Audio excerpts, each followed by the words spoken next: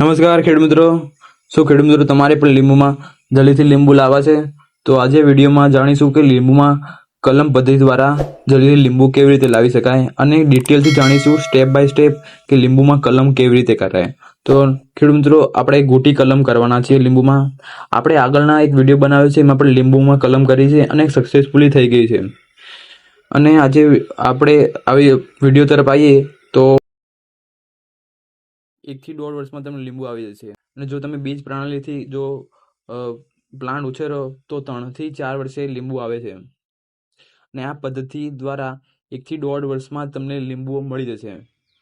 તો ખેડૂત મિત્રો, લીંબુની એક બ્રાન્ચ લેવાની, અને બ્રાન્ચ એટલે કે ડાળી લેવાની. ડાળી એકદમ પતલી પણ ન હોવી જોઈએ અને એકદમ જાડી પણ ન હોવી જોઈએ, એ સેમી સોફ્ટ હોડું હોવી જોઈએ. તેના પર આપણે ચાકુની મદદથી 1 થી 1.5 ઇંચ જેટલો કાપો કરીશું અને ઉપરની લેયર એટલે કે જે રીંડ હોય એ રીંડને દૂર કરીશું.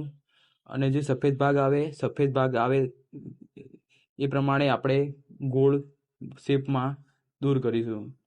અને જે ચીકણો પદાર્થ સફેદ ભાગ છે એને એકદમ ચાકુની મદદથી ઘસી દઈશું, જેથી કરીને મૂળ બહાર નીકળવામાં સહેલાઈ રહે.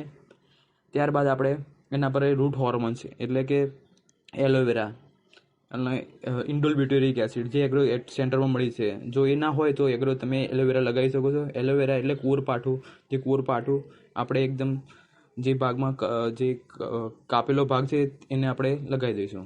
ત્યારબાદ આપણે ચીકણી માટી એટલે કે જેમાં ભેજ સંગ્રહ શક્તિ વધારે હોય એવી માટી, અથવા તમે કોકોપીટ હોય તો કોકોપીટ સૌથી બેસ્ટમાં બેસ્ટ, જે એમાં પાણી સંગ્રહ શક્તિ સૌથી વધારે હોય છે. અને ચીકણી માટી હોય તો ચીકણી માટી, જો અત્યારે આપણે જોડે ચીકણી માટી છે, ચીકણી માટી આપણે લગાવીશું એકદમ ગોળ ભાગને, એટલે ગોટલી જેવું એકદમ બાંધી દઈશું. અને તેના પર આપણે એકદમ પોલિથીનની બેગ લગાવી દઈશું, એકદમ ચુસ્તપણે હવા ના જાય એ રીતે આપણે એકદમ દોરીથી વીંટી દઈશું. અને એકદમ તમે જોઈ શકો છો વિડીયોમાં. તો ખેડૂત મિત્રો, જો તમારે કલમ કરવી હોય તો એકદમ બેસ્ટ રિઝલ્ટ જોતું હોય તો ચોમાસાની સિઝન એટલે જૂન, જુલાઈ, ઓગસ્ટની સિઝન સૌથી બેસ્ટમાં બેસ્ટ છે કલમ કરવા માટે. અને જો તમારે આ કલમ ઉનાળા કે શિયાળામાં કરવી હોય તો તમારે પાણી જ આપવું પડે ઘડી. એટલે કે તમે ઉનાળામાં તમે કરો તો આજુબાજુનું વાતાવરણ એકદમ શુષ્ક હોય છે, તેના કારણે જો અંદરની માટી એકદમ જ સુકાઈ જાય જલ્દીથી. એટલે તમારે અઠવાડિયામાં 2 થી 3 વાર પાણી આપવું જરૂરી છે. ઇન્જેક્શનથી મદદ તમે પાણી આપી શકો છો, ત્યારે પણ ઉનાળામાં સક્સેસફુલ થાય છે.